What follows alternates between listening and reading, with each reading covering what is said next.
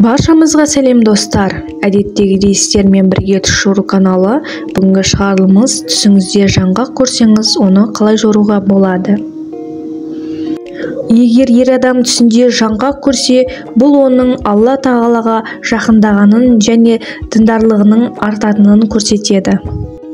Ал үйленген әйелге келетін болсақ, түсінде жаңғақты көру некедегі жанжалдар мен қарым-қатынастағы келіспеушіліктерді көрсетуі мүмкін.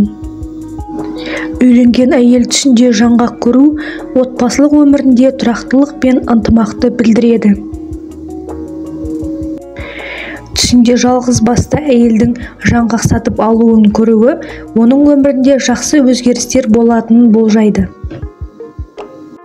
Тұрмыстағы әйел үшін түсінде жаңғақ көру оның мол табысы мен отбасылық өмірінде жақсы беделі бар екендігін көрсетеді. Жүкті әйел үшін түсінде жаңғақ көру сәттілік пен босанудың жеңіл өтуін білдіреді. Түсінде жаңғақ көру өмірінде береке мен молшылықты білдіреді. Бұл адамның өміріндегі байлық пен табысқа жетуін білдіреді.